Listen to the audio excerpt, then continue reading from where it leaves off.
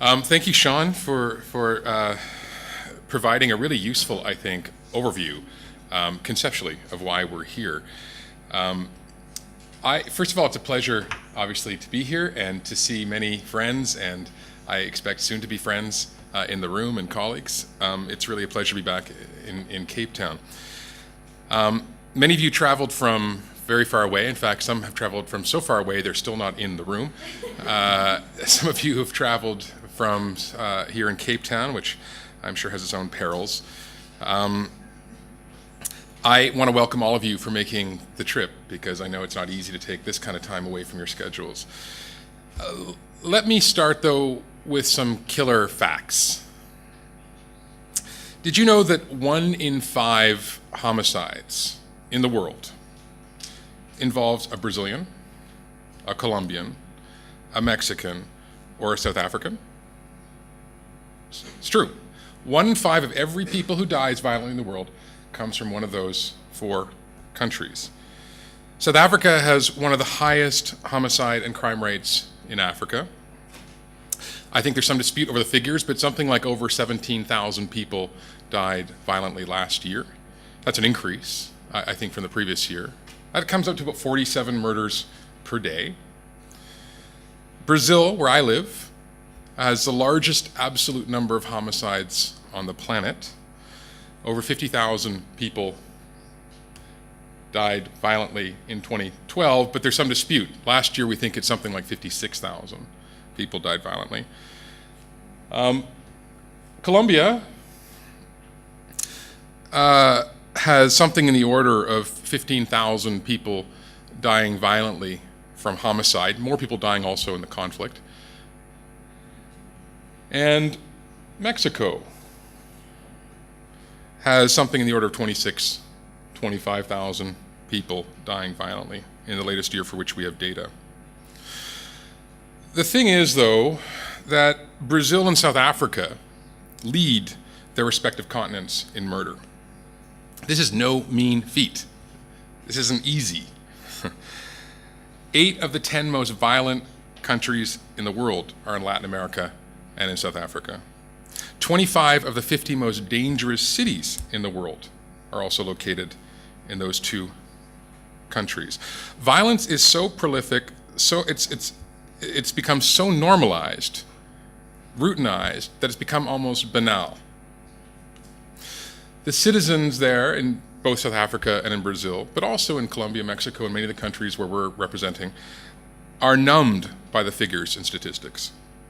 And not surprisingly, politicians, our elected officials, tend not to be so excited about making commitments to violence prevention and reduction, because it doesn't win them a lot of joy at the ballot box. But before I kind of, set a pall and gloom in the room, I want to reinforce Sean's message that, in fact, the news isn't all so bad. There are some really encouraging signs of change in Latin America and Africa when it comes to improving safety and reducing violence. Some countries and cities are, in fact, getting safer. And part of the reasons for this are political, right? We have a demographic dividend that we think, in some cases, is correlated with improvements in safety. Other reasons are economic. We've seen extraordinary reductions in poverty, and we've also seen, in some places, decreasing inequality, but also increasing inequality in others. Another really important factor, I think, in contributing to improvements in safety and security is enlightened leadership, especially at the subnational level, especially amongst governors, amongst mayors, and others. And of course, civil society, I think, who's well represented in this room, plays a really important role in contributing to these improvements in safety and security. But I think most of all, positive transformations in safety and security are animated by a growing recognition that there's nothing inevitable about lethal violence. It doesn't have to happen. We've seen around the world, in places where we all come from, and Sean mentioned it, from Brazil, from Colombia, from Mexico, from Mozambique, from Namibia, from South Africa, how intelligent crime prevention and public health measures can and do make a difference. And we've seen a lot of examples of this. Take the case, for example, of Brazil. Brazil's National Congress passed a disarmament statute about a decade ago, actually about 11 years ago, 12 years ago. This law in 2003, 2004 introduced unprecedented restrictions on gun ownership. It also introduced an amnesty to collect guns, and it resulted in over 450,000 firearms being collected in the space of a year. Within a year of that amnesty law, you saw a reduction in homicidal violence by 8%. That was after 13 years of consecutive increases in homicide. You saw it go down. That translates, not necessarily in economic terms, but in human value, in human life terms, into over 3,200 lives that were saved as a result of that piece of legislation. But I think that's a national program. I think what's most exciting, really, when it comes to safety promotion and crime prevention, and in what in Latin America we call citizen security, is what's happening at the city and state scale. In Rio de Janeiro, there's an extraordinary community safety program. It's called Pacification, which, for all of its flaws and all of its dilemmas, has actually reduced homicide by 65% since it was started in 2009. In Sao Paulo, a city of 21 million people, and we have colleagues from Sao Paulo here today, hotspot policing, police reform efforts has seen a reduction in homicide by over 70% in just under a decade. In fact, across Latin America, not just in Brazil, but in Colombia and Mexico and elsewhere, there are really exciting innovations in the citizen security domain. In Bogota, where some of you, I think, were at the World Urban Forum last year, well, actually, we're in Medellin, but you probably stopped in Bogota, and we have some colleagues from Bogota. Plan Quadrantes, a specialized community policing program, helped reduce homicide by more than 50% over a space of a few years. In Medellin, once the world's most dangerous city, a combination of really innovative social cohesion programs, public mobility schemes, hotspot policing led to reductions in homicide by almost 80% in under 5 years. And meanwhile, a social program called Somos Juarez in Mexico, in Ciudad Juarez, again, up until recently, one of the world's most dangerous cities, saw dramatic reductions in homicide in the last few years. It's no longer Mexico, nor the world's most dangerous city. We're also seeing really exciting public security innovations, as Sean mentioned, right here in Africa. Here in South Africa, the Firearms Control Act, or the FCA, which was signed into law in 2000, regulates firearm ownership, among other things.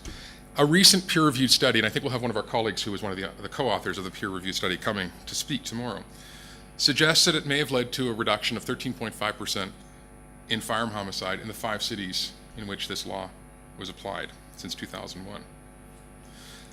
We also have some really exciting innovations like gun-free zones, and we have the founder of Gun-Free South Africa who's here with us today. Really innovative urban upgrade programs, and we have colleagues from GIZ and elsewhere who are involved in those here in Cape Town. Exciting programs in dealing with at-risk youth, et cetera, et cetera. So there are really exciting examples.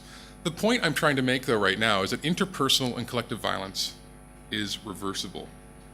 We've seen extraordinary reductions in homicidal violence, in spite of that gloomy picture I presented in my opening words. But most of that reduction is happening in the north, in Western Europe, in North America. In fact, there's been a 40% drop in homicide in the last 2 decades in North America. A lot of discussion over how and why that occurred. The problem, though, is that high rates of violence tends to be quite persistent here in parts of the South, especially in Latin America and parts of Southern Africa. And in some cases, in these parts of the world, lethal violence and other forms of victimization are increasing. Whereas in most of the parts of the world, it's stabilizing or going down. This is happening in spite of improvements in social and economic well-being and reductions in poverty. So the question is, what's going on? The other question is, what are we doing about it? So, as Sean mentioned, we started the Citizen Security Dialogues last year to help foster really a conversation about what's working and what's not working.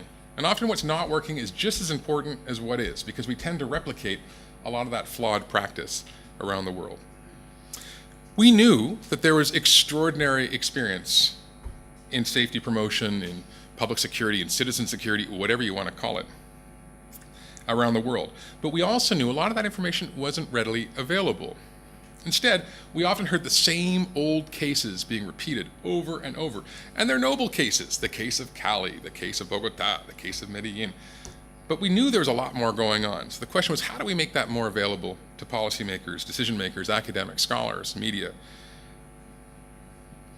So with the support from IDRC, as Sean mentioned, my institute, the Igarape Institute, teamed up with Fundación Ideas para la Paz in Colombia, with INCIDE from Mexico, with APCOF, obviously here in South Africa, who's hosting today, to start a discussion. And we're just the beginning partners. There are many, many, many others who've been involved along the way. And we held our first meeting, as Sean mentioned, in March last year in Rio, in Brazil. And we brought together for the first time 4 public secretaries of security, a host of security and health experts, as well as practitioners, academics, and journalists. And it was a really, I think, a dynamic conversation that continues to have a certain amount of reverberation.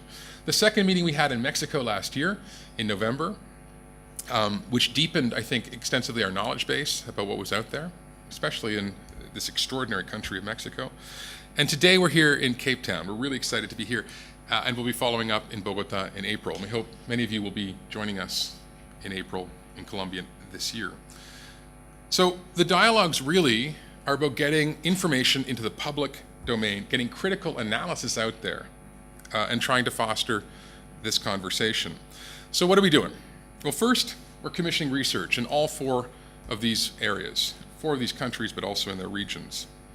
And that research is being commissioned and then being published in a peer-reviewed journal called Stability in multiple languages, not just in English, but also in Spanish and Portuguese, and we hope other languages in the future.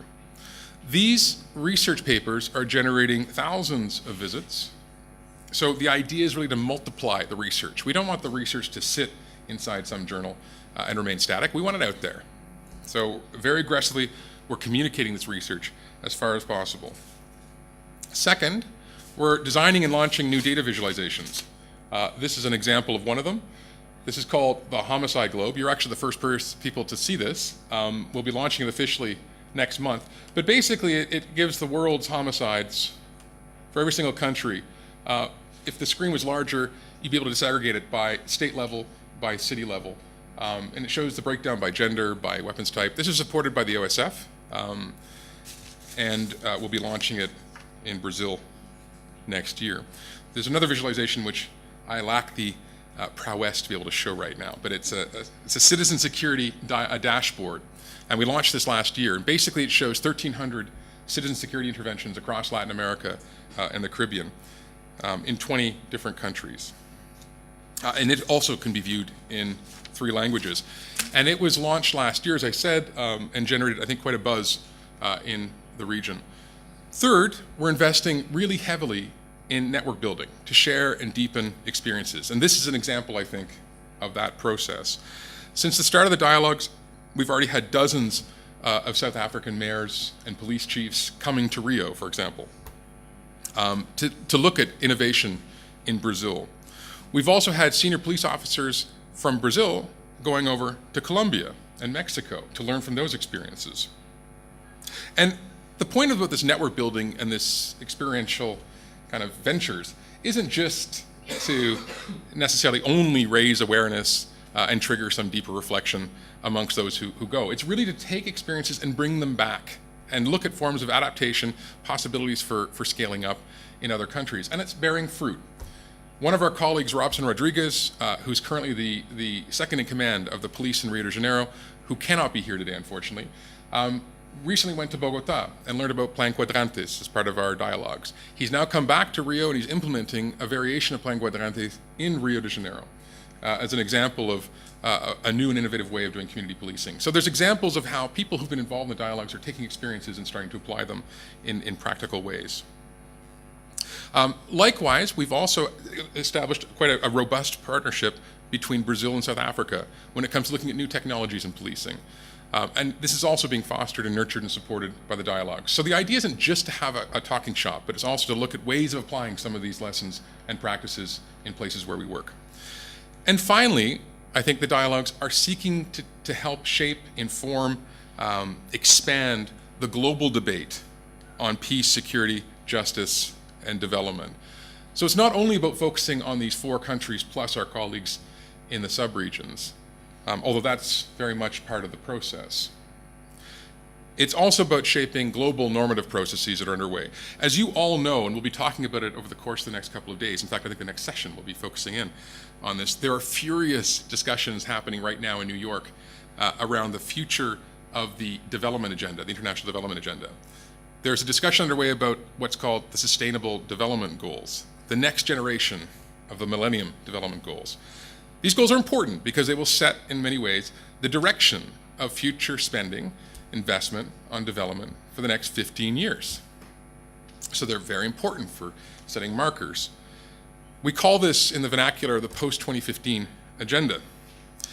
Together with others, the folks who are involved in citizen security dialogues are lobbying very hard to get peace, security, justice, governance at the heart of this development agenda. And this isn't uncontroversial. It might seem intuitive to many of you in the room that these ought to be central in the development discussion, but it isn't. There are a lot of states who are reluctant to adopt this kind of agenda within a development agenda. Many states would like to avoid discussing tricky issues of homicide reduction, crime prevention, promotion of safety.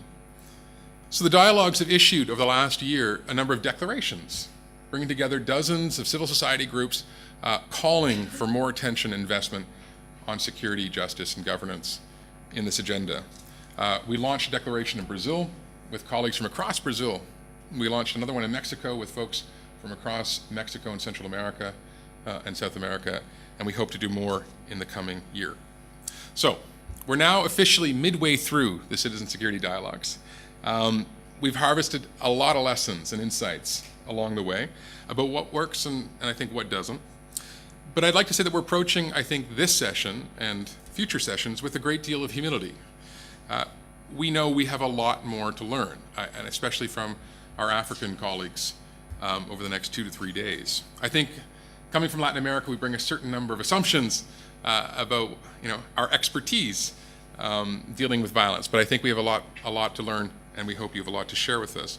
So it's a privilege and really a pleasure to be here with you all this week. I want to thank APCOF in particular, Lorenzo, who's sitting in the second row here, Sean, your colleagues who I'm going to meet more of, I hope, over the next day or two, for helping organize this event.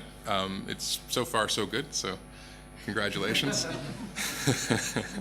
I want to give again credit, just to echo what Sean said, to the IDRC and our colleagues here, but also in Ottawa, who have been working tirelessly, I think, to get these agendas out there. IDRC, for those of you who don't know, is a venerable development group based in Canada. It's a Crown corporation. And in true Canadian style, they're very modest about their accomplishments. And they've played a very important role over the last 30 to 40 years in trying to support quietly innovative and compelling development initiatives around the world. And so I want to wave the flag a little bit because they often don't wave it themselves. Obviously OSF, who have been a tremendous force on many of these issues, as Sean mentioned, and we're delighted to have OSF well presented in the room, so we look forward to hearing more from you. And GIZ, who we've worked with in the past, and as Sean mentioned, are doing great work here in South Africa. I'm looking forward to a really critical, a constructive, and an informed discussion. So let's let the dialogues begin, and I'll hand over to my colleague. Sean, maybe you want to do a quick introduction of my colleague, but thank you very much.